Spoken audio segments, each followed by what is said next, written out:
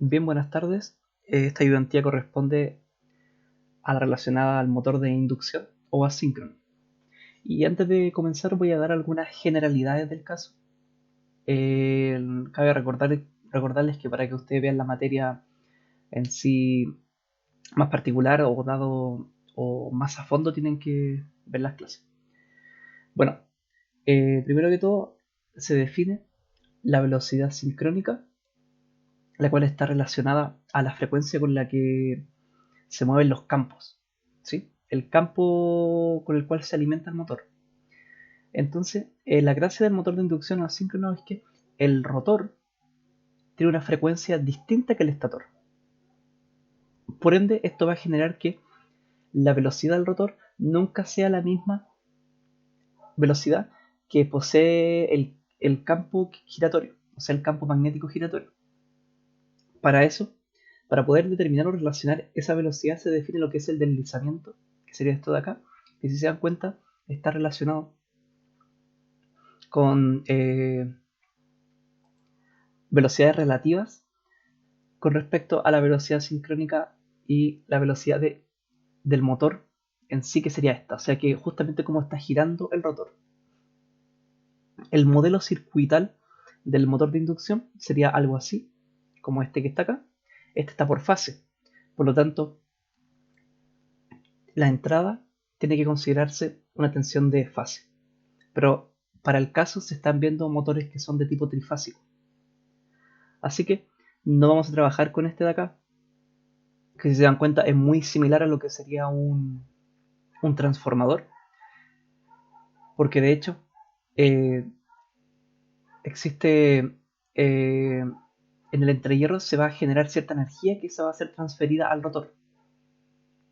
Por lo tanto, ya que es relativamente similar a un transformador, la diferencia es que justamente en la parte de rotor la frecuencia es distinta. Acá está la relación de la frecuencia del rotor y la frecuencia del estator.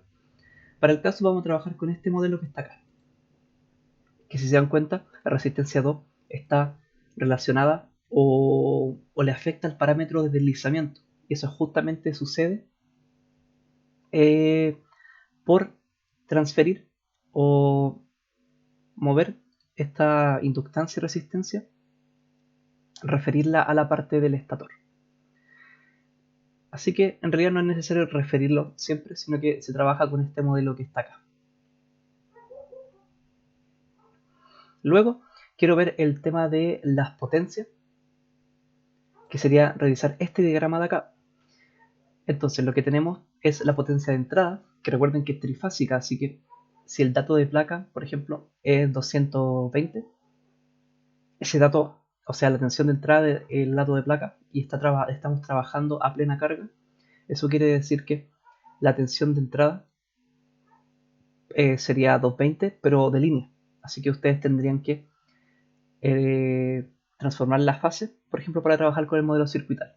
Pero para el caso del diagrama de potencias tienen que trabajar con la potencia trifásica. Así que en el caso de que sea tensión de línea, por ejemplo, la entrada, su potencia de entrada tendría que ser raíz de 3, ¿cierto? La amplitud BL por la corriente, por el coseno de la diferencia de los ángulos. Entonces, ¿a qué quiero llegar con esto de acá? Que entrando una potencia, ¿cierto? Van a ir disipándose, va a ir disipándose energía o potencia real. Así que, entrando la energía como alimentación, primero se disipa o tenemos pérdidas del cobre en el estator, que serían las relacionadas con la resistencia estator. Luego tendríamos las pérdidas en el núcleo, que estarían relacionadas con esta resistencia de la rama magnetizante, que está acá.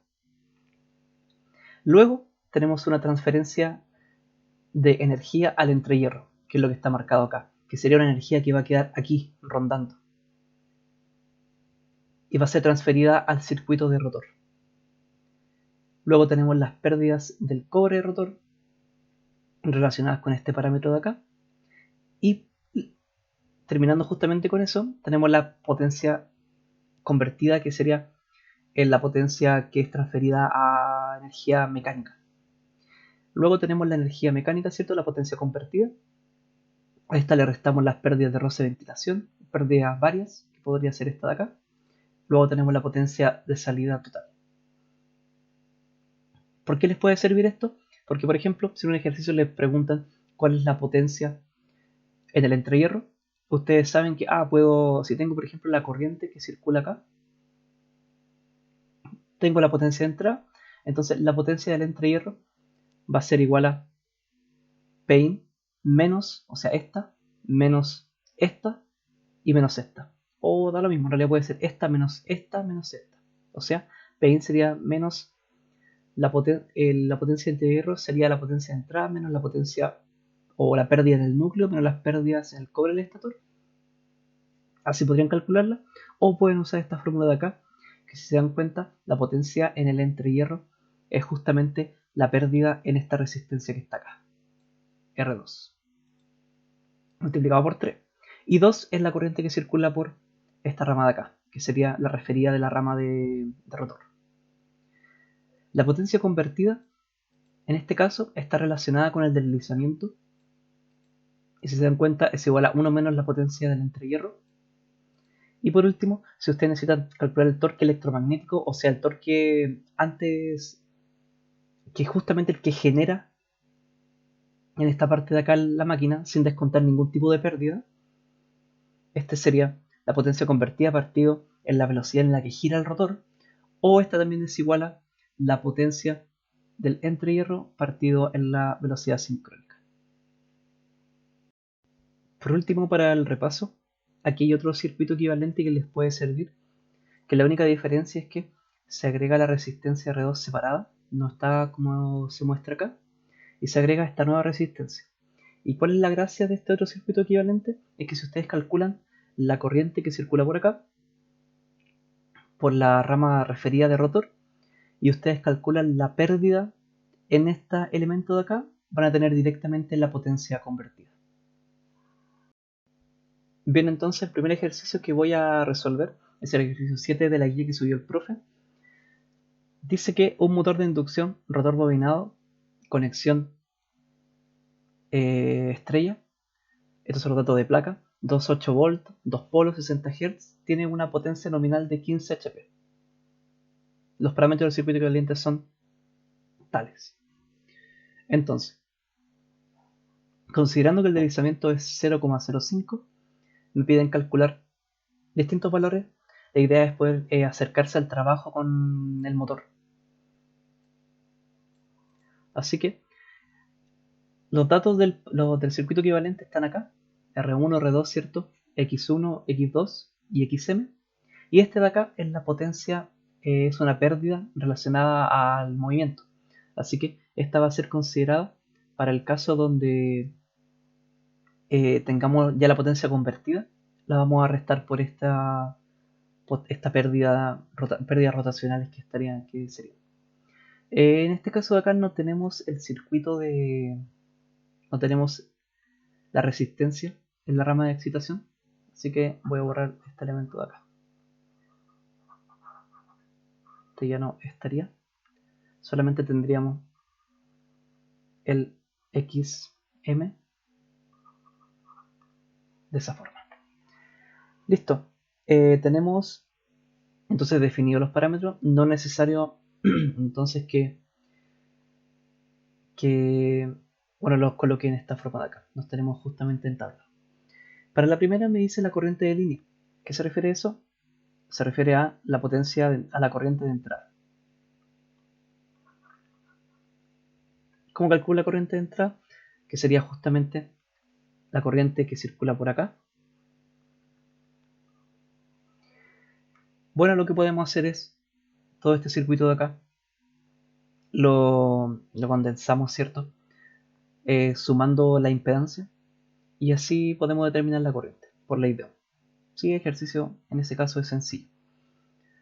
Así que, para no ocupar tiempo en eso, el circuito ya lo reduje. Por lo tanto voy a obtener algo así. Y esta resistencia de acá sería 2, una impedancia en realidad, perdón, 2,81 25,513.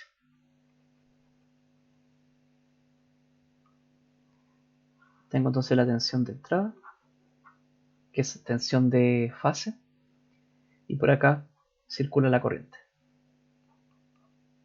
que es lo que tengo que calcular. Por lo tanto, por ley de Ohm, esto es sencillo. La corriente de línea de entrada sería la tensión de fase partido en este elemento de acá.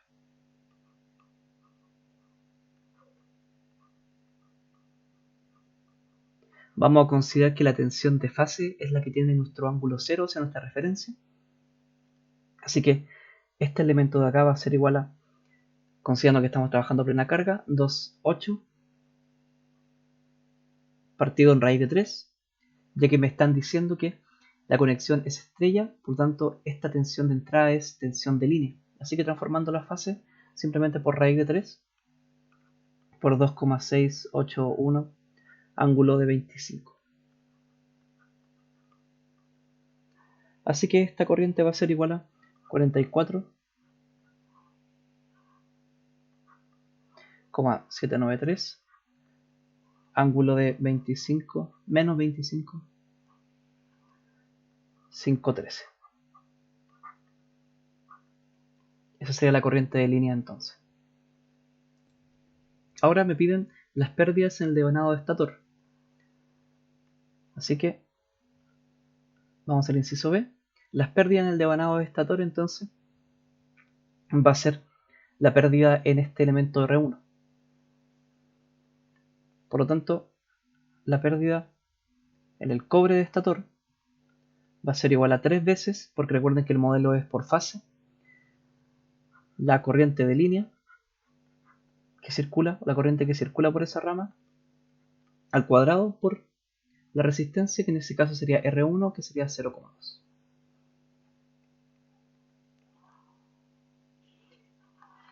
Y eso va a dar 3 por 401,283. Y voy a calcular esto que no lo tengo calculado. 3 por 401,283. Eso va a ser 1203,885 watts. Potencia de entrehierro. ¿Cómo podríamos calcularla? Siguiendo el diagrama de potencia. Voy a pasar a esa página. Tengo mi potencia de entrada, ¿cierto? Esa la conozco. Necesito calcular la potencia en el entrehierro. No tengo resistencia en el núcleo, por lo tanto esta parte de aquí no está. Así que para calcular la potencia en el entrehierro simplemente tengo que a la potencia de entrada restarle las pérdidas en la resistencia de estator. Así que la potencia en el entrehierro va a ser igual a la potencia de entrada menos las pérdidas de cobre en el estator. La potencia de entrada va a ser 3 veces la tensión de fase por la corriente, ¿cierto? En la fase por coseno de la diferencia de los ángulos, que serían en este caso 25,513, menos este valor que ya habíamos calculado antes.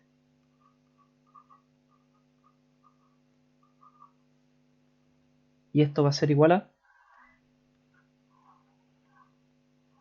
13.352,686. Y esto está en watts. La potencia convertida desde la forma eléctrica a la mecánica, que si vemos la parte de repaso sería esta potencia de acá, la cual tenemos la relación entre la potencia de entrehierro y la potencia convertida, y tenemos justamente el dato de deslizamiento, así que simplemente voy a aplicar esa relación, así facilitar el ejercicio. Tenemos entonces para el D que la potencia convertida es igual a 1 menos el deslizamiento, la potencia del entrehierro, el deslizamiento es 0,05, así que esto sería menos 0,05, este valor que ya habíamos calculado en el inciso anterior.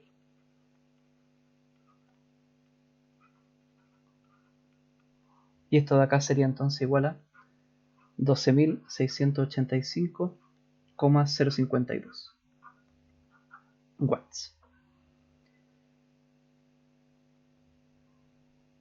Torque electromagnético. Aquí podríamos usar cualquiera de los dos, ¿cierto? Tanto la potencia convertida como la potencia del entrehierro. En este caso el torque electromagnético para la potencia de entrehierro sería partido en la velocidad sincrónica. Y esto sería igual entonces a 13.352,686 partido en la velocidad sincrónica sería 120 por la frecuencia, que era 60, partido el número de polos, y este es 2. Esto multiplicado por pi raíz de 3, pi partido en 30, para que esté en radianes partido en segundo. Y este valor de acá me da 35,42 newton metro.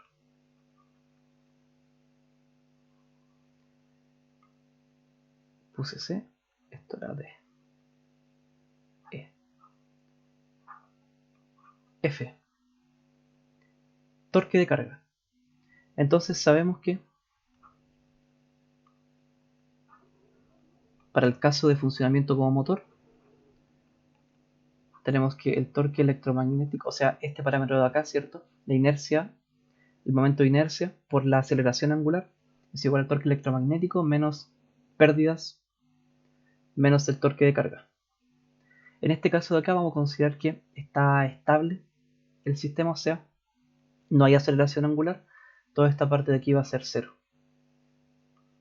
Por lo tanto, el torque de carga va a ser igual a el torque electromagnético menos las pérdidas, que en este caso lo noto como BW, pero simplemente son pérdidas rotacionales, y que las tenemos en la tabla, pérdidas rotacionales, en este caso como potencia, 430 watts. Así que, para calcular el torque electromagnético, esta va a ser igual al torque, el torque de carga, este va a ser igual al torque electromagnético, que ya lo calculamos en el inciso anterior, menos esta de acá, que va a ser las pérdidas rotacionales, menos la velocidad del motor. Así que esto va a ser igual a 35,42 menos las pérdidas rotacionales 430, si no me equivoco, 430 watts, partido en la velocidad del rotor, que podemos ocupar la relación de, la definición de deslizamiento para obtenerla, ya que tenemos la velocidad sincrónica, y esta va a ser igual a menos 0,05 por la velocidad sincrónica, que va a ser el mismo elemento que ya ocupamos en la inciso anterior, o sea, toda esta parte de acá. Así que este torque, bueno, va a dar igual a 34,219 newton metro. Esto es simplemente valor, no quiero ocupar tiempo en eso. La eficiencia de la máquina. Para eso ocupamos la fórmula de eficiencia,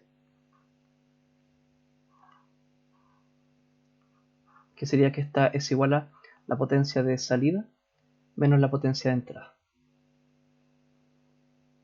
La potencia de salida va a ser igual a la potencia convertida, que la calculamos acá, menos las pérdidas, que sería justamente las pérdidas rotacionales. Así que potencia convertida menos las pérdidas rotacionales partido en la potencia de entrada, que esta era 3 por B de fase por la corriente, que en este caso da lo mismo porque la conexión es estrella, por el coseno del ángulo. Y esto sería igual entonces a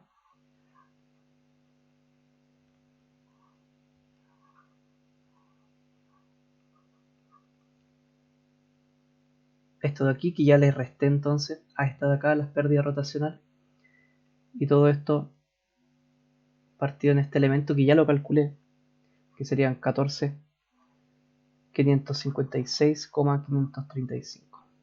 Y esto me daría una eficiencia de 0,8418, que podrían ustedes representarla en porcentaje. Y por último, me piden la velocidad del motor en RPM y radianes partido en segundo, pero eso ya es sencillo. La velocidad del motor es 1 menos 0,05 la velocidad sincrónica, y eso va a ser igual a 358,141. Esto está en radianes partido en segundo, y esto va a ser igual a, multiplicado por 30 partido en pi, 3419,989 rpm. Ahí estaría el primer ejercicio. Espero subir pronto otro más. Muchas gracias.